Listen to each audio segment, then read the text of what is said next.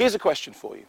What's the connection between Lars von Trier's Antichrist and Sam Raimi's The Evil Dead? Well, they're both set in spooky woodlands.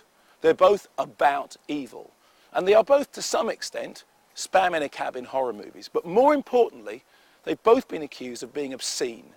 Antichrist by some critics and newspapers, The Evil Dead by British courts.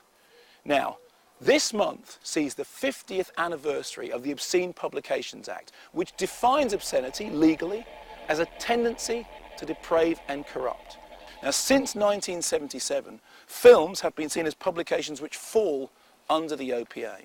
And a film is obscene if it has a tendency to deprave and corrupt a significant proportion of its likely audience. And if it fulfills that criteria, it cannot be classified by the BBFC.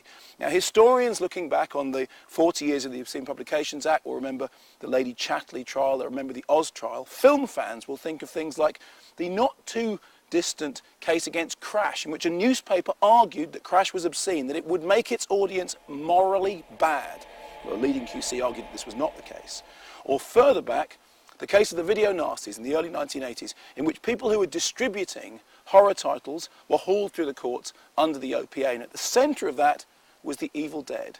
Some courts found The Evil Dead effectively guilty of OPA infringements, others found it not guilty. And it's one of the great problems with the OPA is obviously it's open to interpretation. Who can define what actually makes somebody morally bad? Now, for a long time, I was a great critic of the OPA. I said we should repeal it. You cannot legislate for what films do to their audience. Who can say whether a film will make somebody good or bad? All you can do is legislate about what a film did to the people that made it. Did it involve the abuse of children?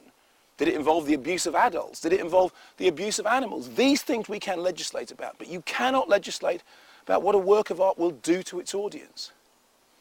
But if you take away the OPA, the question is this: what do you have instead? And the obvious answer is a checklist. And believe me, there are people that want a checklist of things that cannot be done, that are obscene by their very nature. In fact, a major tabloid newspaper recently printed a checklist of things that are in Antichrist: genital mutilation, real sex. It said, in fact, that Antichrist ticked all the boxes for the kind of film that we should find morally repugnant.